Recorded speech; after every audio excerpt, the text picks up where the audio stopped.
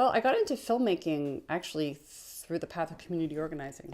I used to work as a community organizer here in Montreal, and I'd always been into photography and the visual. But I started learning about work that friends of mine had done back in the late 60s and early 70s as part of the Challenge for Change program, which is something the National Film Board did. They used to fund filmmakers to work with community organizations to make films with and not just about people. And that really inspired me, and it seemed like an interesting way to bring my interest in the visual and more creative pursuits in line with the organizing work that I was doing. And then I actually picked up a camera for the first time as a graduate student when I was doing participatory action research with Bear River First Nation. That's a Mi'kmaq community in my home province of Nova Scotia. And I just decided that I would take a video camera along with me when I went to do my field work and to see what happened. And what happened was a 2-part, 40-minute documentary film. So like many of us, I'm self-taught. One of the advantages of technology and how much more accessible it is that you can sort of hole up in an editing studio and maybe bash your head against the computer screen a few times, but figure it out. And that's what I did. Honor Your Word is a 60-minute piece it's an intimate sort of behind the barricades portrait of life for the Algonquins of Barrier Lake, which is a First Nation about 5 hours north of Montreal here. The young people that I've been working with, Norman Matchwan and Marilyn Pukashish, are the two sort of main characters in the film, where we get to know the whole community, or many people in it. Norman and Marilyn and their generation, they grew up on the logging blockades that their parents set up in the late 80s that won the First Nation a kind of a precedent-setting resource management agreement to sustainably develop their traditional territory, about 10,000 square kilometers. But a generation later, all of these young people who grew up immersed in this struggle are now having to take adult responsibility. And so the film is both about that kind of transition, that intergenerational transition, sort of transfer of knowledge and power, or responsibility, I guess.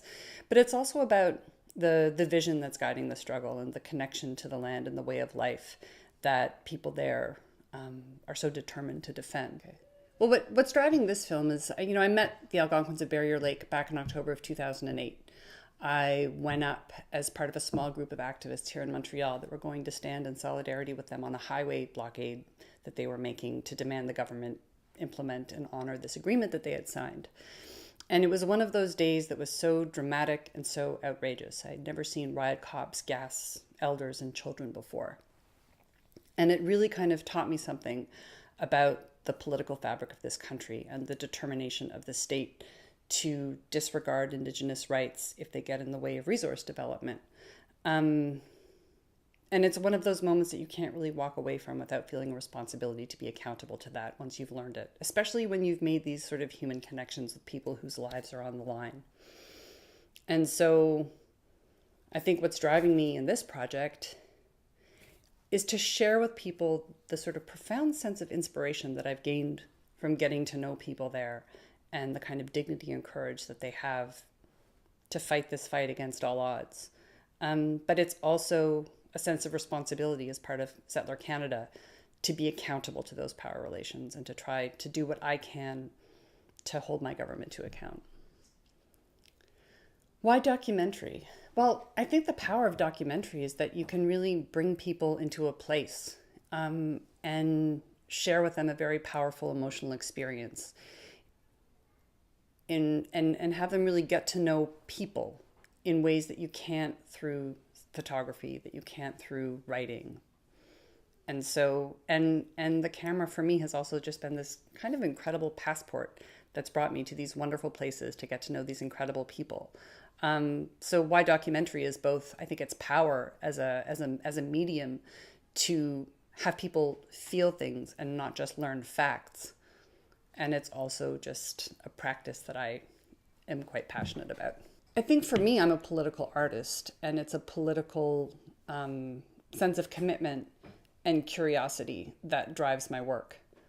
And at the same time, I think what's interesting about making documentary films and what's interesting about bringing art into a political practice is that you have the chance to do more than just yell a bunch of facts at people, because that can turn a lot of people off. It can go in one ear and out the other. Even for people who are really interested and really engaged, you kind of forget stuff. But if you have the chance to touch people, then there's a kind of a foundation there for a lot more to build off of. Well, right now I'm working on a community arts project in Bear River First Nation, which is where I made my first film. Last summer, people in the community charted this traditional canoe route that had been dormant for generations just because the community hadn't had access to the land. And so this summer, we're going to be taking a group of young people on that canoe route, and we're going to train them in photography and video, and make a video project about their journey of connecting with the land, and about sharing that experience with the rest of their community. And then in terms of other stuff, I feel as though making a film, they say making a film is 10% of the work, and using the documentary film is the other 90%. And so Honor Your Word is finished, but it's not as though we're at the end point in this project. The next step is to really use this film on the ground and see how we can build support for the Algonquins of Barrier Lake and their campaign. Well, what I would like to see is for the tide to turn in terms of support for documentary film in Canada. We're an international leader in this art form. But the gutting of our public institutions and of our funding bodies is really taking a toll. And I would really like to see that turn around and for more public support. Cinema Politica is incredible.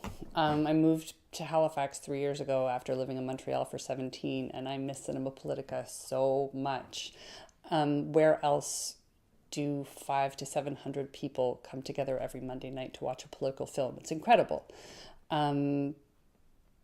It's, as a resource for independent filmmakers and for political filmmakers to be creating these venues, not just to show work, but to bring people together around that work, and to, make contacts with social movements and community organizations that are organizing around the themes that the films address.